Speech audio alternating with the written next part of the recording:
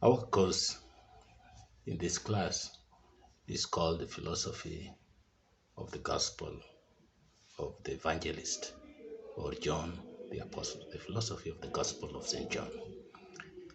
The objective of this course is to trace the origins and developments of the Gospel of John philosophically, or the philosophical foundations or ground that carry as a vehicle the message of John the Apostles.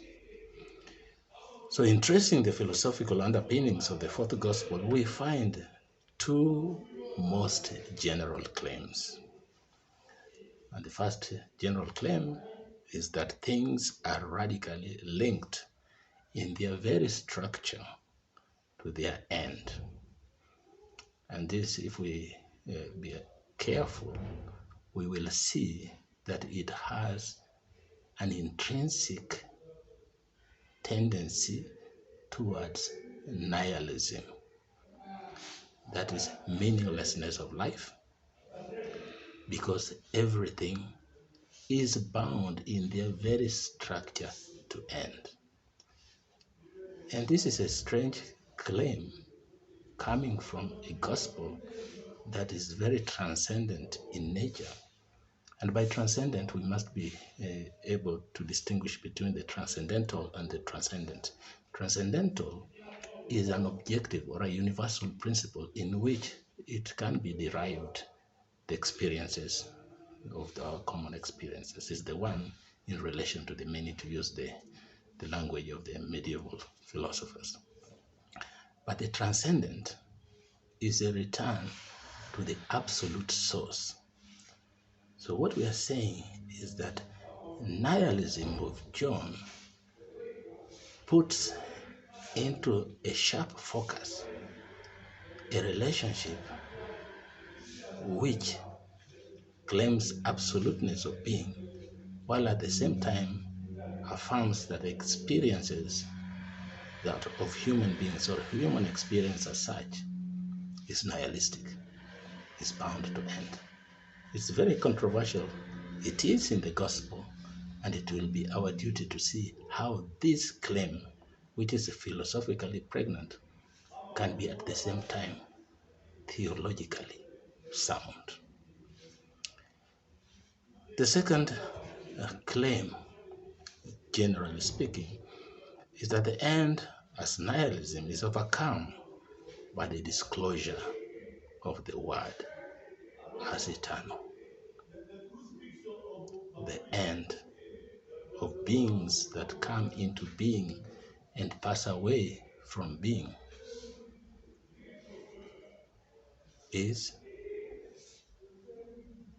the presence, and mark the word presence, is the presence of the eternal word. The philosophical import of the claim of the evangelist is herein referred to as the ontological void. The first claim, which we saw it as linking us to nihilism, is what we will hear quite often in this lecture as the ontological void. In the very structure of being, there is a void, there is a nothing. If I may put it even grammatically wrongly, there is a nothingness in the very structure of the beings of our experience. Nothingness. This is what is meant by ontological void. And the basis of the ontological void, that very gap which is in us, the basis of that very gap is manifestly expressed in our experience of time and space. And beyond our experience of time and space, This is what we are going to refer to as spatio-temporality. Spatiality is that condition for this possibility of space. And so it is more fundamental to space as a gap.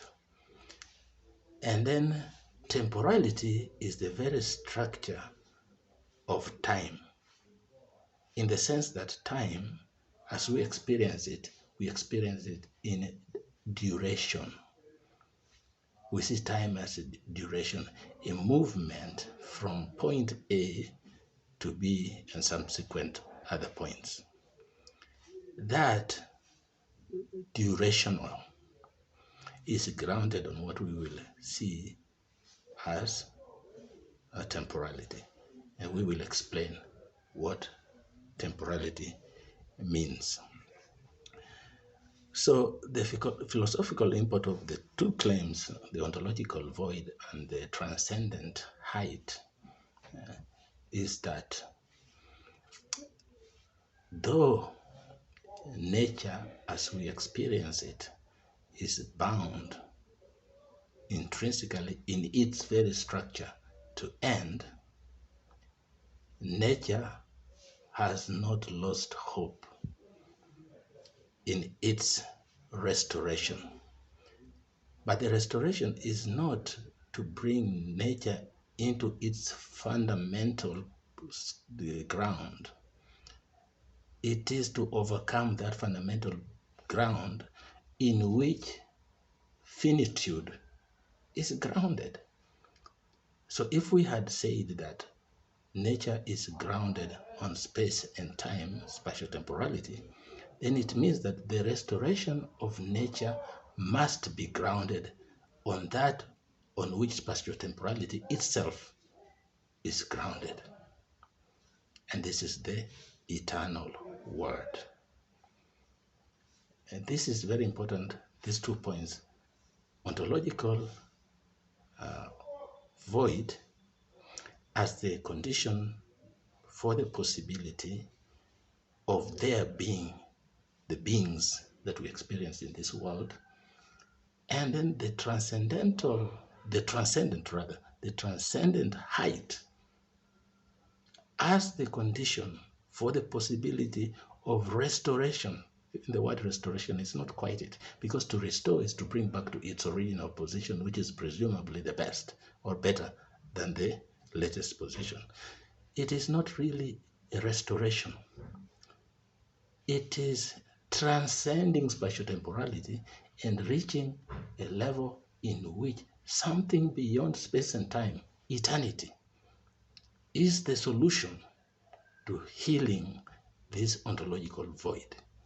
And that's what I'll call transcendent height, through the mediation of the eternal word in its link to the source, which is the unsourced source of the sourced source.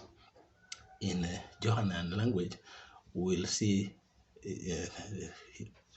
John talking about the Father and the Son in the sense in which they are one ontologically, and the sense in which they are distinct in terms of their activities.